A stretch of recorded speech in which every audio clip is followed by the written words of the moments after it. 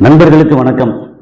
இன்றைக்கி நம்ம உலக செய்திகளில் மறுபடியும் இன்றைக்கி ஈரான் என்ன நடந்துக்கிட்டு இருக்கு, ஏன்னா இப்போ அப்டேட் பண்ண வேண்டிய ஒரு தேவை இருக்குது. என்ன காரணம்னா, அமெரிக்கா சுற்றி வந்து ஏதாவது பண்ணணும்னு நினைக்கிறாங்க. ஈரான் வந்து நீ அடித்தா நான் பார்ப்பேன், நீ அடித்தா நீ திருப்பி எப்படி அடிப்பேன்னு பாரு அப்படின்றாங்க. ஸோ ஈரானுக்கு சப்போர்ட்டாக ஏற்கனவே சொன்ன மாதிரி ரஷ்யா வந்து அவங்களுடைய கப்பல் அனுப்பிச்சி விட்டு ட்ரில்லெல்லாம் முடிச்சிருக்காங்க. அப்புறம் நிறைய சைனா சப்போர்ட் இருக்குது. ஸோ இதெல்லாம் தாண்டி அங்கே வந்து ஒரு ஃப்ளைட், அது ஃபைட்டர் ஜெட்டு விழுந்து நொறுங்கியிருக்கு. அது என்ன காரணம்? அது போக வந்து ரொம்ப முக்கியமாக ஒரு பெரிய ட்விஸ்ட்டு டேர்னிங் பாயிண்ட் அப்படின்னா, யூகே அமெரிக்காவுக்கு அதனுடைய தளத்தை பயன்படுத்த, அதாவது ஈரானுக்கு எதிராக தளத்தை பயன்படுத்த தடை விதிச்சிருக்கு. ஸோ அதை பற்றின டீட்டெயில் இப்போ என்னென்னா, இன்றைக்கி கரண்ட்டில் போர் பதட்டம் அதிகமாக இருக்குது. ஸோ இதை பற்றின டீட்டெயிலெலாம் பேச போகிறோம். நான் கசாலி டிகோட்ஸ். உங்களுடைய ஆதரவு, லைக் பட்டனை கிளிக் செய்து சப்ஸ்கிரைப் செய்து நண்பர்களுக்கு பகிர்ந்து ஆதரவு தாருங்கள். நன்றி.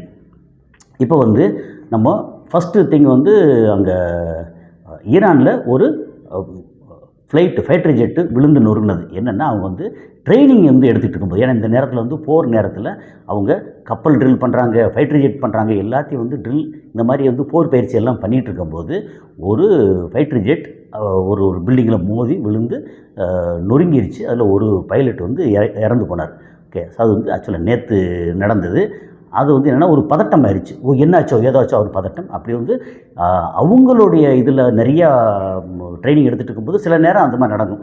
நம்மளோட கூட வந்து இப்போ இங்கே இந்தியாவில் லடாக்கில் இந்த மாதிரி விழுந்துருச்சு, காஷ்மீரில் இப்படி விழுந்தது, அதுக்கப்புறம் வந்து யூபியில் அங்கே வந்து ஒரு சின்ன ஒரு ஹெலிகாப்டர் நொறுங்குச்சு அப்படின்னு அப்பப்போ செய்தி வரும்ல. இதெல்லாம் என்னென்னா, பயிற்சி எடுக்கும்போது சில நேரம் வானிலை சரியில்லை, இல்லை அது உள்ளுக்குள்ளே ஏதாவது கோளாறு அப்படின்னு இருக்கும். அதில் வந்து இந்த மாதிரி நடக்கிறது. அது போக வந்து சமீபத்தில் பந்தர் அப்பாஸில் ஒரு மிகப்பெரிய வெடி விபத்து நடந்தது. அந்த வெடி விபத்து எதிரிகள் ஏதாவது வச்சுட்டாங்களா, பிரச்சனை வந்துருச்சா, இல்லை மொசாடு அவங்க மாதிரி வச்சுட்டாங்களா அப்படின்னு ஏதோ சம்திங் வந்து பிரச்சனை நடந்தது. ஆனால் ஈரான் வந்து அதை ரொம்ப சுமூகமாக டிப்ளமேட்டிக்காக அழகாக ஹேண்டில் பண்ணி, இல்லை இதுக்கு வேறு எந்த நாடும் எந்த சூழ்ச்சிக்காரர்களும் காரணம் இல்லை அப்படின்னு ஒரு மாதிரி அதை க்ளோஸ் பண்ணிட்டாங்க. ஆனால் சூழ்ச்சிக்காரர் காரணமாக இருந்திருக்காங்க அப்படிங்கிறது தான் தகவல். ஆனால் அது ஈரான் வந்து அந்த நேரத்தில் பெருசாக எஸ்கலேட் பண்ண விரும்பலை அப்படிங்கிறது தான் தகவல். இப்போ வந்து ட்ரம்ப் என்ன பண்ணிட்டாரு, நாங்கள் ஈரானுக்கு ஒரு 10 நாள் டெட்லைன் தர்றோம், அதுக்குள்ளே ஈரான் அவங்களுடைய நியூக்ளியர் என்ரிச்மெண்ட்டு இதை பற்றின விஷயத்தை பூரா எல்லாத்தையும் ஒப்படைச்சிட்டு IAEA இருக்கு இல்லையா, இன்டர்நேஷ்னல் அட்டாமிக் அந்த ஏஜென்சி இருக்கு இல்லையா, அவங்கள அலோவ் பண்ணி அவங்க எல்லாத்தையும் கம்ப்ளீட்டாக செக் பண்ணுவாங்களாம். அப்படி இல்லை அப்படின்னா வந்து மிலிட்ரி கான்சிக்வன்சஸ் வந்து அவங்க ஃபேஸ் பண்ணணும் அப்படின்னு பயங்கரமாக சொல்லியிருக்காரு. அந்த 10 நாள் டெட்லைன் வந்து ஆல்மோஸ்ட் முடியுது. ஏன்னா அவங்க டெட்லைன் போடத்தான் செய்வாங்க, அது முடியத்தான் செய்யுது. ஆனாலும் ஈரான் என்ன பண்ணுறாங்க, இப்போது ஜெனீவாவில் பேச்சுவார்த்தை, அப்பாஸ் ஆராய்ச்சி என்ன பண்ணுறாரு, ஜெனீவாவில் பேச்சுவார்த்தை நடக்குது. அந்த பேச்சுவார்த்தை நடந்துக்கிட்டு இருக்கும்போதே அவர் அப்பாஸ் ஆராய்ச்சி அங்கேயே என்ன சொல்லியிருக்காரு, வந்து நாங்கள் பேச்சுவார்த்தை தயார் பண்ணிகிட்ருக்கோம், அதே நேரத்தில் யுரேனியம் என்ரிச்மெண்ட் வந்து எங்களுடைய உரிமை, அந்த உரிமையை வந்து யாரும் கேட்குறதுக்கு ரைட்ஸ் கிடையாது அப்படின்னு சொல்லியிருக்கிறாரு. அதை நாங்கள் டீல் சைன் பண்ணுறதுக்கு தயாராக இருக்கோம், பட் ஒரு லிமிட்டோடு தான் பண்ண முடியும் அப்படின்னு அங்கே வந்து அவர் சொல்லியிருக்காரு.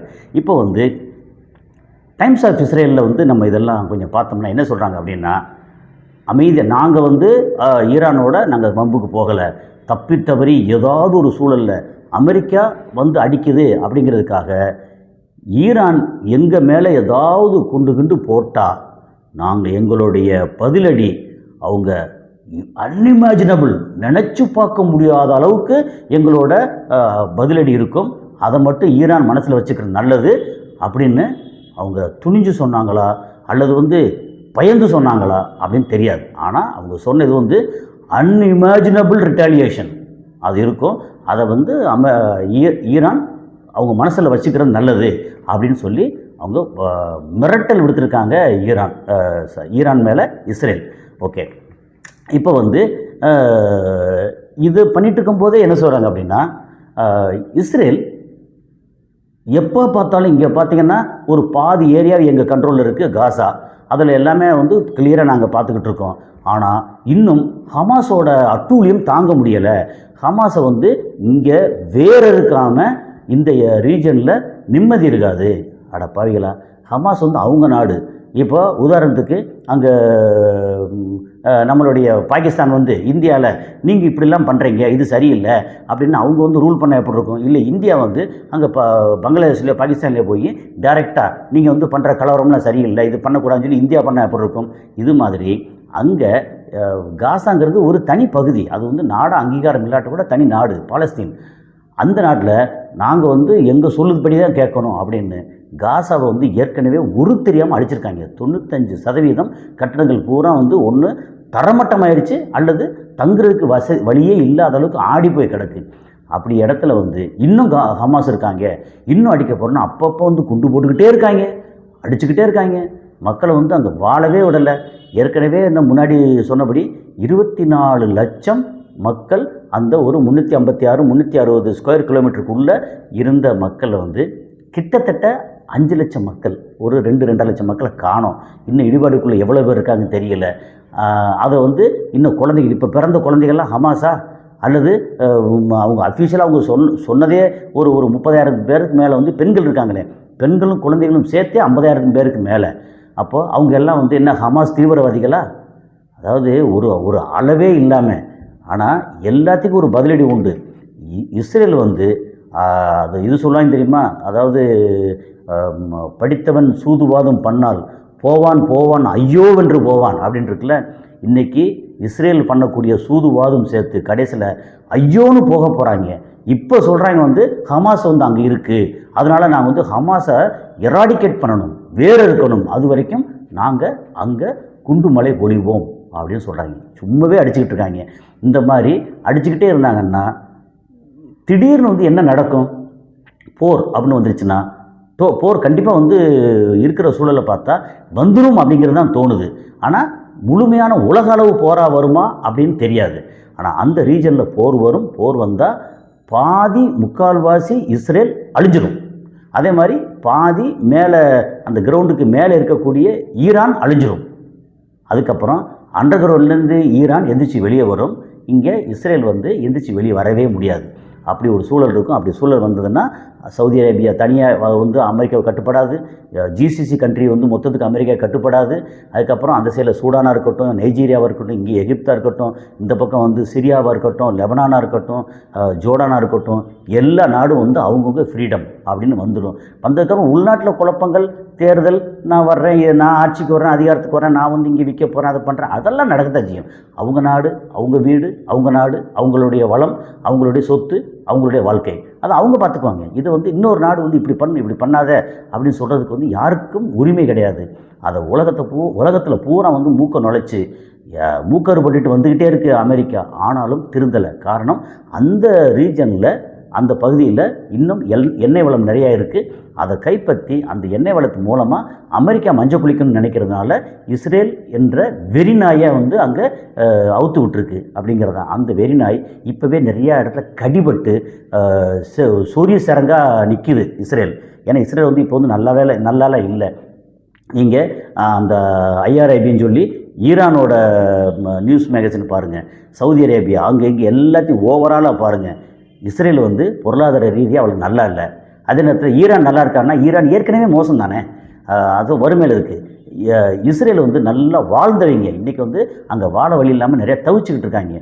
சம்பளம் கொடுக்க வழி இல்லை. இஸ்ரேல் வந்து அதை பற்றி ஒரு தனி வீடியோவை போட போகிறோம். ஏன்னா இப்போ இஸ்ரேலில் வந்து அங்கே 90 லட்சம் மக்கள் அங்கே இருந்தாங்க. அதில் கிட்டத்தட்ட 20 லட்சம் பேரை 22 லட்சம் பேருக்கு மேலே ஆல்ரெடி நாட்டை விட்டு வெளியே போயிட்டாங்க. அப்புறம் அங்கே பொறுத்த மட்டும் எல்லாருமே மிலிட்ரி ட்ரைனிங் எடுத்தாகணும் அப்படின்னு ஒரு சூழல். ஏதாவது இப்போ சண்டை பிரச்சனை வச்சா அவங்க உடனே வந்து மிலிட்ரி ட்ரெஸ்ஸை போட்டுட்டு கையில் துப்பாக்கி ஏந்திட்டு அவங்க சண்டைக்கு வரணும் அப்படிங்கிறது. ஸோ இப்போ வந்து இந்த மாதிரி ஒரு சூழலில் இஸ்ரேல் காணா போகுமா?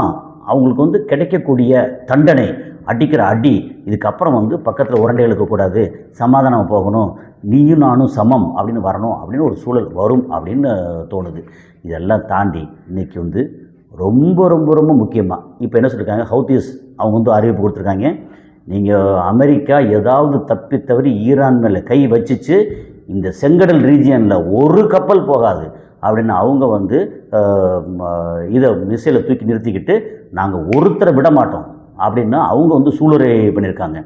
ஏன்னா ஈரானோட ப்ராக்சி தானே அவங்க. என் தலைவனை என் பாஸ் அடித்தா நான் சும்மா இருப்பேனா அப்படின்னு அவங்க. அது இல்லாமல் இதில் இன்றைக்கி சொல்லக்கூடிய ரொம்ப முக்கியமான விஷயம் அப்படின்னு எடுத்தாச்சுன்னா, யூகே பிரிட்டிஷ் என்ன பண்ணுறாங்க, பிரிட்டிஷ் பேஸ் மிலிட்ரி பேஸ் இருக்குல்ல, அதை வந்து அமெரிக்காவுக்கு தரமாட்டோம் அப்படின்னு ரெஃப்யூஸ் பண்ணியிருக்காங்க. அதுதான் இன்றைக்கி வந்து ரொம்ப ஆக்சுவலாக முதல்ல சொல்ல வேண்டிய பாயிண்ட்டாக தான். சரி, இதெல்லாம் சொல்லி முடிச்சுட்டு முத்தாய்ப்பாக அதை சொல்லுவோம் அப்படிங்கிறது தான். இப்போ என்னென்னா, எந்த இடம் அப்படின்னா, அவங்க வந்து டியேகோ கார்சியா அப்படின்னு ஒரு பேஸ் இருக்குது. எங்கே நம்ம இந்திய பெருங்கடலில் மால்தீவ்ஸுக்கு கீழே, அப்புறம் இந்த பக்கம் மொரிஷியஸ்னு சொல்லி ஒரு தீவு இருக்குது. அந்த தீவோட கட்டுப்பாட்டில் இருக்குது. அந்த தீவே பிரிட்டிஷோட டைப்பில் இருக்குது. ஆக்சுவலாக இந்த டியேகோ கார்சியா அப்படிங்கிற அந்த தீவு மொரிஷியஸோட இதில் இருக்குது, ஆளுமையில் இருக்குது. ஓகே. ஸோ அந்த கரெக்டாக அந்த பொசிஷன் எப்படின்னா, இந்திய பெருங்கடலில் மத்தியில் இருக்குது. அதில் பிரிட்டிஷோட பேஸ் இருக்குது. அதை வந்து அமெரிக்காவும் பயன்படுத்துகிறாங்க, டியேகோ கார்சியா அப்படின்னு சொல்லி. அதை நீங்கள் வந்து மேப்பில் இதெல்லாம் போட்டு பாருங்கள், உங்களுக்கு டீட்டெயில் எல்லாம் வரும். அது இந்த வளைகுடா ரீஜனில் மிடில் ஈஸ்டில் யாரை ஈரான் அடிக்கினாலும் சரி, ஈராக் அடிக்கினாலும் சரி, வேறு எங்கே கட்டுப்படுத்தினாலும் சரி, அந்த இடம், அந்த பேஸ் வந்து அமெரிக்காவுக்கு ரொம்ப ரொம்ப முக்கியம். அந்த பேஸை இன்றைக்கி யூகே அமெரிக்காவுக்கு மறுத்து இருக்குது. நீங்கள் ஈரானுக்கு எதிராக அடிக்கிறதுக்கு நாங்கள் வந்து அலோவ் பண்ண மாட்டோம் அப்படின்னு ரெஃப்யூஸ் பண்ணியிருக்காங்களா. அது வந்து அமெரிக்காவுக்கு பயங்கரமான ஷாக்கு. ட்ரம்ப் வந்து அவர் எப்படி பேசுவார், கண்ணாப்பண்ணான்னு கிட்டத்தட்ட கெட்ட வார்த்தை பேசலை, அவ்வளோதான். அந்த அளவுக்கு பிரிட்டிஷை வந்து ஒரு மாதிரி துப்பி தள்ளிட்டார் அப்படியே கோபத்தில். அப்படி நடந்திருக்கு. என்ன நடந்தாலும் இப்போது பிரிட்டிஷ் யூகே வந்து அவங்க எடுத்துகிட்ட ஒரு முக்கியமான முடிவு, நமக்கு இனிமே பெரியண்ணன் அப்படின்னு சொல்லக்கூடிய உலக ரவுடி தேவையில்லை. நமக்கு தேவை சைனா, இந்தியா, ஜப்பான் கூட அந்த பக்கம் இருந்தால் கூட மாற்றி வந்துடுவாங்க. இப்போ சைனா, இந்தியா, ரஷ்யா இவங்க நமக்கு ரொம்ப ரொம்ப முக்கியம் அப்படின்னு இந்த பக்கம் கொஞ்சம் ஃபேவர் பண்ண ஆரம்பிச்சிருக்காங்க. காரணம், இன்றைக்கி யூகேயில் இன்வெஸ்ட்மெண்ட் எக்கச்சக்கமாக வந்திருக்குது. அரபு நாடுகளோட பெட்ரோல் பெட்ரோலியம் பணம் நிறைய அங்கே இன்வெஸ்ட்மெண்ட் இருக்குது. ஏற்கனவே வேறு ஒரு இதில் சேனலில் சொல்லியிருந்தோம், யூகேயில் முஸ்லீம் பாப்புலேஷன் அதிகரிச்சிட்ருக்கு. இது வந்து பெருமைக்காக சொல்லலை. என்னென்னா, அங்கே இருக்கிற முஸ்லீம்ஸ்லாம் அங்கே போய் இன்வெஸ்ட் பண்ணுறாங்க, நிறைய வீடு வாங்குறாங்க, குடியேறாங்க, ரொம்ப பெருகிட்டு போகிறாங்களா. அப்போ இவங்களை எதிர்த்து ஒன்றுமே செய்ய முடியாது. அப்படிங்கிற இடத்துல என்ன பண்ணுறாங்க, அவங்களுக்கும் வந்து சொல்லுவாங்கள்ல, இந்த மாதிரி அட்வைஸ் பண்ணுறதுக்கு ஆள் இருப்பாங்கள்ல, என்ன பண்ணுறாங்க, நீங்கள் அரபு நாட்டையோ இந்தியாவையோ சைனாவையோ எதிர்த்து அமெரிக்காவுக்கு சார்பாக இருந்தீங்கன்னா நம்ம நாட்டில் இன்னும் குழப்பம் ஜாஸ்தி வரும், பிரச்சனை வரும், பொருளாதாரம் ரொம்ப கீழே வரும். அப்படிங்கும்போது அப்போ என்ன பண்ணுறாங்க, இப்போது ஈரானுக்கு லேசாக ஆதரவு கொடுக்குற மாதிரி, ஈரானுக்கு ஆதரவு கொடுக்குறாங்கன்னா டைரெக்டாக சைனாவுக்கு ஆதரவு கொடுக்குறாங்க, இந்தியாவுக்கு ஆதரவு கொடுக்குறாங்க, அப்புறம் அரபு நாடுகளுக்கு ஆதரவு கொடுக்குறாங்க. அந்த நிலைப்பாடை இன்றைக்கி யூகே எடுத்திருக்கு. அதுக்கடுத்து அதை வந்து அவங்க பயங்கரமாக திட்டி தீர்த்துருக்காரு ட்ரம்ப்பு. ஓகே. ஸோ இது என்ன நடக்க போகுதுன்னு இதெல்லாம் தாண்டி இது முடிவுகள் என்ன அப்படின்னா, ட்ரம்ப்பு அங்கே பைத்தியம் முடிச்சு தர்றாரு. என்னென்னா, உள்நாட்டு குழப்பம் எக்கச்சக்கமாக இருக்குது அங்கே. அதை தீர்க்கிறதுக்கு முடியவே முடியாது. ஏன்னா முன்னாடி நான் வந்து கிரீன்லாண்டை பிடிக்க போகிறேன், கனடா வந்து 51வது மாநிலமாக நான் சேர்த்துக்க போகிறேன், இல்லை ஈரானை வந்து நான் கேப்சர் பண்ணுறேன், இங்கே வந்து வெனிசுலாவை கேப்சர் பண்ணிட்டேன், ஈரான் அடிக்க போகிறேன், நான் இந்த 2 கப்பல் அனுப்புகிறேன்னு என்னென்னவோ சொல்லி பார்த்தாரு. நீ வந்து வாயில் வடை சுடு, எங்களுக்கு என்னாச்சு, எங்கள் பசிக்கு சாப்பாடு எங்கே, ரொட்டி எங்கே, ஒன்றுமே இல்லை, அப்போது எங்களை பட்டி போட்டு நீ வந்து அங்கே போய் என்ன செய்ய போகிற அப்படின்னு உள்நாட்டில் குழப்பம் எக்கச்சக்கமாக இருக்குது. அப்போ ஈரான் மேலே மிலிட்ரி ஆக்ஷன் எடுக்கிறதுக்கு அங்கே அமெரிக்காவோட காங்கிரஸ் ஒப்புதல் கொடுக்க போகுதா இல்லையா அப்படின்னு தெரியாது. ஒப்புதல் கொடுத்தாலும் அமெரிக்காவுக்கு அழிவு, ஒப்புதல் கொடுக்கலைனாலும் அமெரிக்காவோட ட்ரம்ப்புக்கு பிரச்சனை. ஒருவேளை ஒப்புதல் கொடுக்காம அப்படியே சமாதானமாக போய் முடிச்சாங்கன்னா அவங்க நாடு அவங்க வளம் அப்படின்னு ஒரு மாதிரி கொஞ்சம் சரியாகிக்கிறலாம். ஒப்புதல் கொடுத்து பிரச்சனை வந்துருச்சுன்னா அமெரிக்கா அடுத்து ஒரு 50 வருஷத்துக்கு பின்னாடி போயிடும் அப்படிங்கிறது தான். ஸோ அடுத்து என்ன நடக்குதுன்னு இன்னொரு காணொளியில் பார்ப்போம். நன்றி.